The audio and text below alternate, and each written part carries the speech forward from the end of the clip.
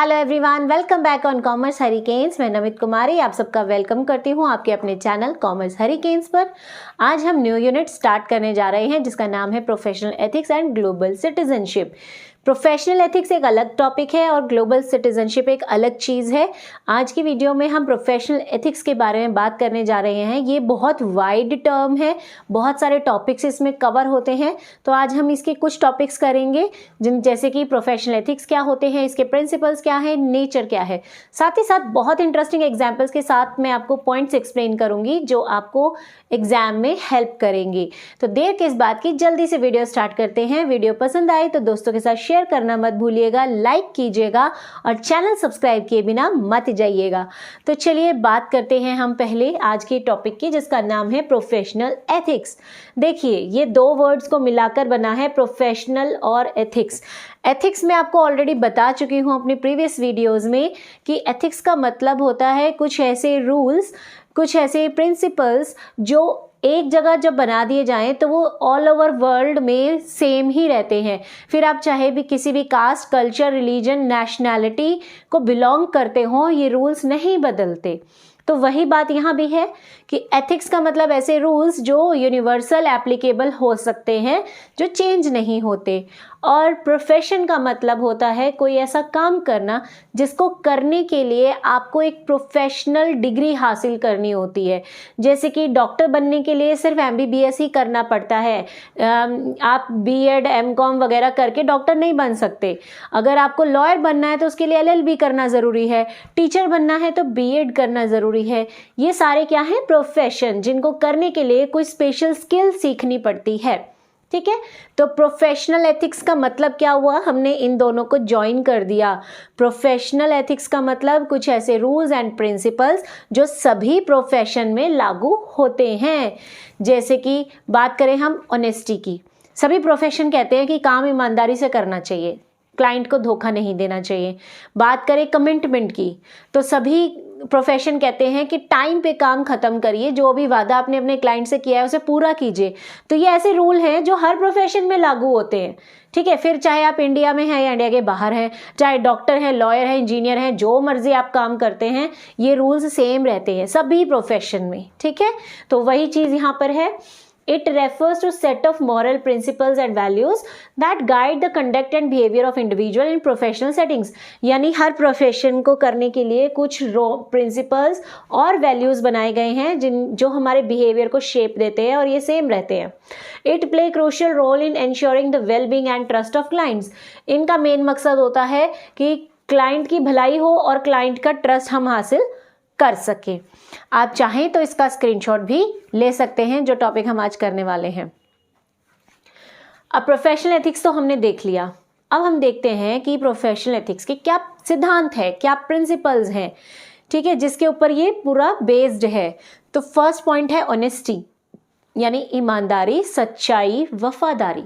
आप अपने क्लाइंट के लिए वफादार रहिए, उसके साथ ईमानदारी से काम कीजिए, एक्स्ट्रा चार्ज मत कीजिए। ठीक है, और जहां जहां पर उसकी प्रॉब्लम है उस प्रॉब्लम को खत्म करने की कोशिश कीजिए। सेकंड पॉइंट, कॉन्फिडेंशियलिटी, यानी कि अपने क्लाइंट की जो भी बातचीत आपको पता है, जो भी राज आपके पास है, वो किसी और को ना बताएं। जैसे कि बात करते हैं साइकेट्रिस्ट की। साइकेट्रिस्ट के पास जब हम जाते हैं तो वो हमारी लाइफ को और हमारे लाइफ में होने वाले इंसिडेंट्स को रिकॉर्ड करते रहते हैं, लिखते रहते हैं, हमारी एक फाइल बना लेते हैं और फिर उसके बेसिस पर वो हमारा ट्रीटमेंट करते हैं। मगर वो ये जो हमारी डिटेल्स हैं किसी और के साथ शेयर नहीं करते, कॉन्फिडेंशियल रखते हैं, क्योंकि उनका प्रोफेशन उन्हें ऐसा करने के लिए बोल रहा है। ठीक है, इसी तरह बात करें लॉयर की, तो लॉयर के पास भी अपने क्लाइंट के जितने भी डेटा, मतलब सबूत हैं, गवाह हैं, जो कुछ भी इंफॉर्मेशन है वो सारी वो सीक्रेट रखता है, किसी को देता नहीं है। ठीक है, तो कोई भी प्रोफेशन है वहाँ कॉन्फिडेंशियल होना ज़रूरी है। नेक्स्ट आता है ऑब्जेक्टिविटी। ऑब्जेक्टिविटी का मतलब होता है कि आप भेदभाव ना करें। ठीक है, कोई भी क्लाइंट आपके पास आ रहा है, आप सबको एक नज़र से देखें, चाहे वो अमीर है, चाहे वो गरीब है, चाहे वो लड़का है, चाहे वो लड़की है, किसी भी कास्ट का हो, किसी भी रिलीजन का हो, आपको हर क्लाइंट के साथ इक्वल बिहेवियर रखना चाहिए। नेक्स्ट, प्रोफेशनल कॉम्पिटेंस, यानी हमें कोशिश करनी चाहिए हमेशा कि हम प्रोफेशनली ग्रो करते रहे, हमारे अंदर बहुत ज़्यादा स्किल्स एंड नॉलेज होती रहे। ऐसा क्यों? ताकि आप जिस भी क्लाइंट का केस हाथ में लें आप उसे सक्सेस दिला सके। यही वजह है कि लॉयर प्रैक्टिस करते रहते हैं, डॉक्टर्स ऑपरेशंस करते रहते हैं, क्योंकि जितना वो करेंगे ना उतने ज़्यादा वो अपने काम में एफिशिएंट होंगे, और जितना ज़्यादा एफिशिएंट होंगे, जितना ज़्यादा उनके अंदर स्किल आएगी, वो क्लाइंट का उतना अच्छे से ख्याल रख पाएंगे। ठीक है, और उन्हें हमेशा अपनी ही फील्ड में कॉम्पिटेंस हासिल करना चाहिए। ऐसा ना हो कि आप प्रोफेशनली किसी और चीज़ में एक्सपर्ट हैं लेकिन आप क्लाइंट्स लेने के लिए झूठ बोल देते हैं कि भाई मैं ये काम भी कर सकता हूँ। ऐसा नहीं होना चाहिए। एग्जाम्पल, एक डॉक्टर है जो हार्ट स्पेशलिस्ट है और वो बोलता है कि भाई मैं तो आई का ऑपरेशन भी कर सकता हूँ, आंखों का, मैं घुटनों का ऑपरेशन भी कर सकता हूँ, मैं कमर का ऑपरेशन भी कर सकता हूँ, ताकि ज़्यादा से ज़्यादा क्लाइंट उसके पास आए। तो ऐसा नहीं होना चाहिए। ठीक है, हार्ट स्पेशलिस्ट है तो सिर्फ हार्ट का ऑपरेशन वो करे। ठीक है जी। नेक्स्ट आता है बात रिस्पेक्ट की। आपको अपने हर क्लाइंट की रिस्पेक्ट करनी चाहिए और अपने प्रोफेशन की भी रिस्पेक्ट करनी चाहिए। Next, social responsibility. हर प्रोफेशन की ये जिम्मेदारी है कि वो सोसाइटी की भलाई के लिए काम करे।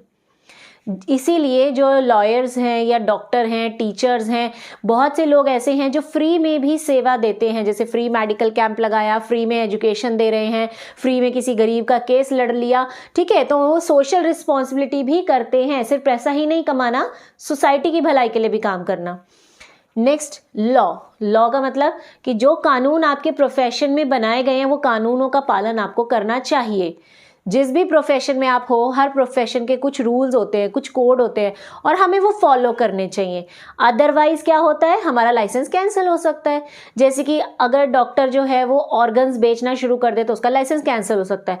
अगर टीचर एग्जाम में चीटिंग करवा रहा है तो उसका लाइसेंस कैंसिल हो सकता है।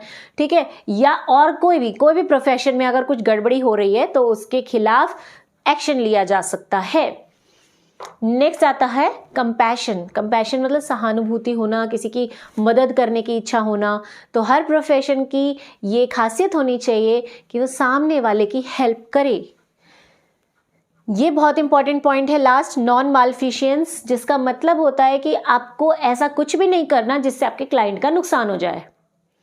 ठीक है, अगर आपने ऐसा किया तो ये आपके प्रोफेशन के खिलाफ हो जाएगा।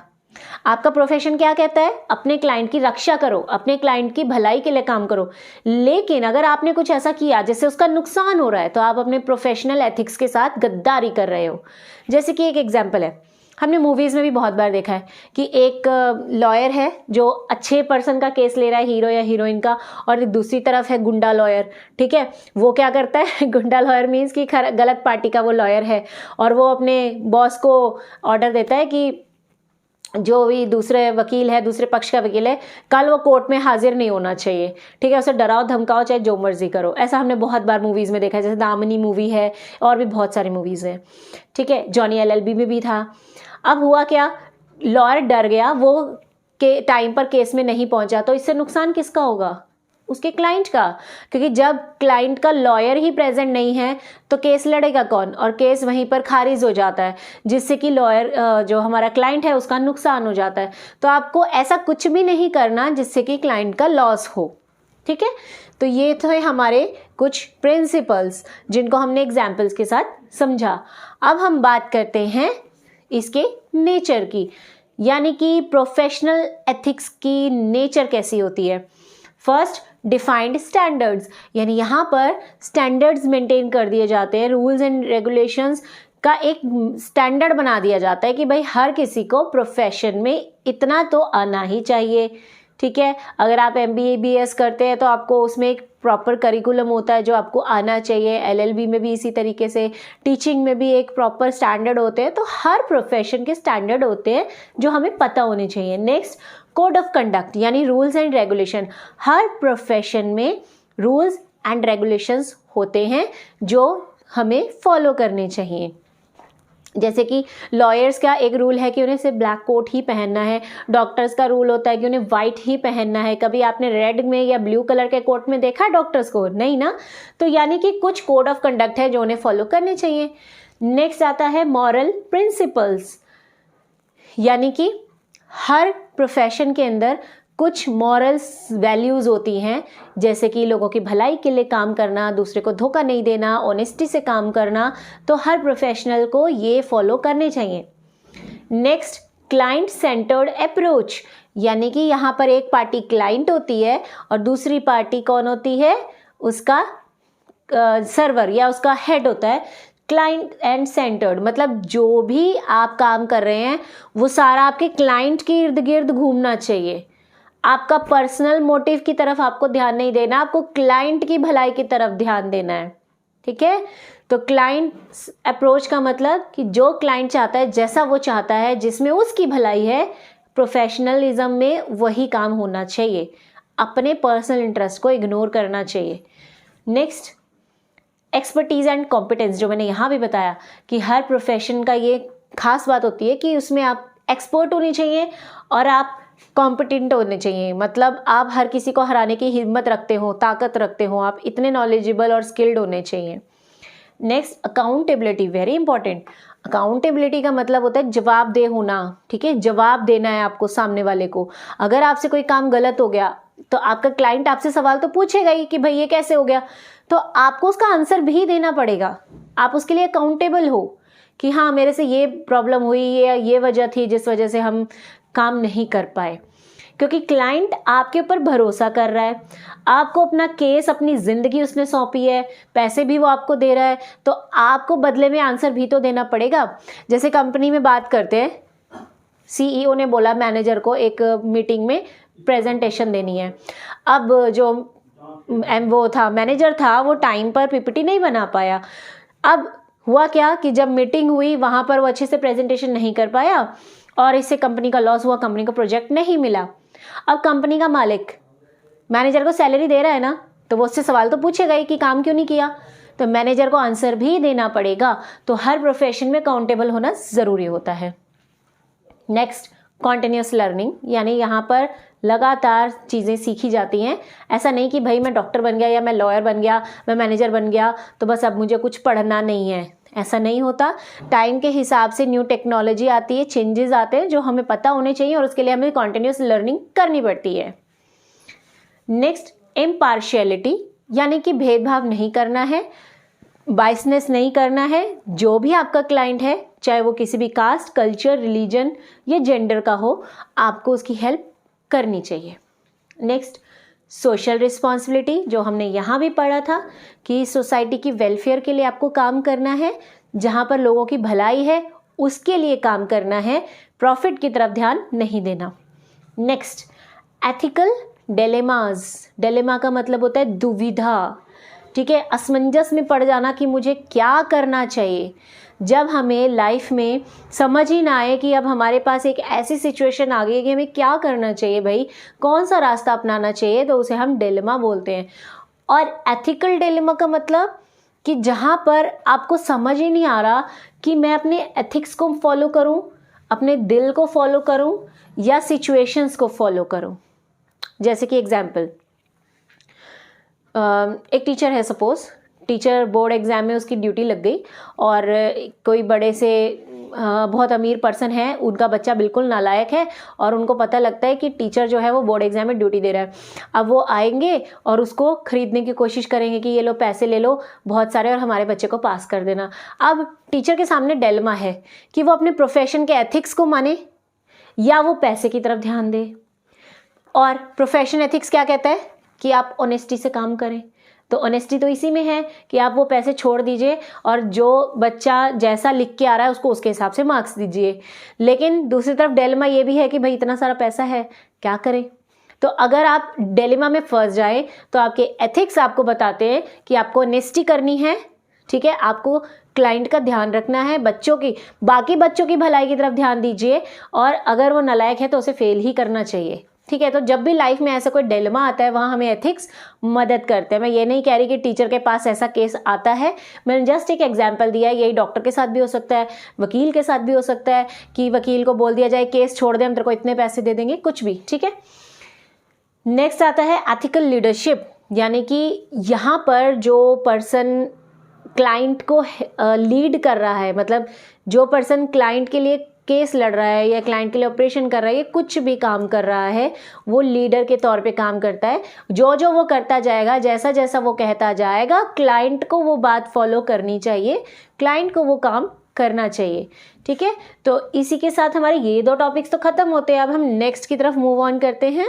नेक्स्ट टॉपिक है हमारा स्कोप ऑफ प्रोफेशनल एथिक्स, यानी कि हमें प्रोफेशनल एथिक्स कहाँ कहाँ यूज़ करने चाहिए। फर्स्ट है पर्सनल रिस्पॉन्सिबिलिटी, यानी कि हमें पता होना चाहिए कि जिस क्लाइंट के लिए हम काम कर रहे हैं वहाँ पर हमारी क्या रिस्पॉन्सिबिलिटीज़ हैं, हमारे एक प्रोफेशन की क्या रूल्स हैं, क्या रेगुलेशंस हैं, वो हमें पता होने चाहिए और उसके अकॉर्डिंग ही हमें काम करना चाहिए। सेकेंड इज़ कॉन्फिडेंशियलिटी, यानी कि अपने क्लाइंट की जो भी जानकारी आपके पास है उसे कॉन्फिडेंशियल रखना चाहिए। जैसे कि अगर टीचर हैं आप और आपने क्वेश्चन पेपर बनाया है तो उसे कॉन्फिडेंशियली छुपा कर अपने पास रखना चाहिए, उसे किसी को लीक नहीं करना चाहिए। या इसी तरह अगर किसी डॉक्टर के पास अपने क्लाइंट की रिपोर्ट्स हैं या कोई और जानकारी है तो उसे हाइड करके अपने पास रखनी चाहिए। तो कोई भी जानकारी अगर आपके पास है उसे लीक ना करें, उसे कॉन्फिडेंशियल रखें, छुपा कर रखें। नेक्स्ट होता है इंटरेस्ट। देखिए, हम ये जानते हैं कि कोई भी प्रोफेशन है, जॉब है, बिजनेस है, कोई भी है, सबका मेन मोटिव होता है पैसा कमाना। ठीक है, अब अगर आप प्रोफेशन में आए हैं तो आप पैसा तो कमाना चाहते हैं, लेकिन आपका प्रोफेशन ये कहता है कि आप अपने क्लाइंट के हित के लिए काम करें, क्लाइंट के इंटरेस्ट के लिए काम करें। तो हमेशा आपको क्या करना है, अपना इंटरेस्ट साइड में रखना है और क्लाइंट के इंटरेस्ट के लिए काम करना है। वो काम करना है जिसमें क्लाइंट की भलाई हो। नेक्स्ट इज कॉम्पिटेंस, यानी कि आपको रेगुलरली स्किल्ड और नॉलेज एक्वायर करते रहना चाहिए, खुद को निखारते रहना चाहिए ताकि आप क्लाइंट के साथ नाइंसाफ़ी ना करें। मीन्स क्लाइंट का अगर आप केस लड़ रहे हैं तो वो केस जीत जाए, ऑपरेशन कर रहे हैं तो ऑपरेशन सक्सेसफुल हो जाए, और ये तभी होगा ना जब आप अपनी नॉलेज को बढ़ाते रहेंगे। ठीक है, नेक्स्ट है रिस्पेक्ट, जो हम ऑलरेडी डिस्कस कर चुके हैं। आपको अपनी भी रिस्पेक्ट करनी है, अपने क्लाइंट की भी करनी है, सबसे बड़ी बात अपने प्रोफेशन की रिस्पेक्ट करनी है। ऐसा कोई काम ना करें जिससे आपका नाम तो खराब होगा ही, लेकिन आपकी पूरी कम्युनिटी का भी नाम खराब हो जाए, ऐसा कुछ नहीं करना चाहिए। मतलब अगर आप एज अ टीचर कोई गलत काम कर रहे हो तो आप अपना नाम तो खराब कर ही रहे हो, बल्कि आप पूरे टीचर की कौम को बदनाम कर रहे हो। तो ऐसा नहीं करना है। ठीक है, और अगर आप कोई अच्छा काम कर रहे हो तो आपका ही अच्छा नाम नहीं हो रहा, बल्कि पूरी टीचर कम्युनिटी का नाम अच्छा हो रहा है। इसी तरह पूरी डॉक्टर कम्युनिटी का नाम अच्छा हो रहा है। जैसे कोरोना के टाइम पर हुआ था कि डॉक्टर्स ने खाना पीना सब छोड़कर लोगों की सेवा की थी, तो जिन लोगों ने ऐसा किया उनका तो नाम रोशन हुआ ही, बल्कि पूरी डॉक्टर की टीम का नाम रोशन हुआ। ठीक है, देन आता है फेयरनेस। फेयरनेस का मतलब हमेशा सच के लिए लड़े, हमेशा ऑनेस्टी के साथ काम करें, अपने क्लाइंट के साथ धोखा ना करें, अपने प्रोफेशन से गद्दारी ना करें। तो इसी के साथ प्रोफेशनल एथिक्स के कुछ टॉपिक्स तो हमने कवर कर लिए। नेक्स्ट वीडियो में जो बच गए हैं वो टॉपिक्स देखेंगे, तो जल्दी से बेल आइकन दबा दीजिए वीडियो की नोटिफिकेशन के लिए। कमेंट सेक्शन में बताइएगा वीडियो कैसी लगी। Till then, bye bye, have a good day.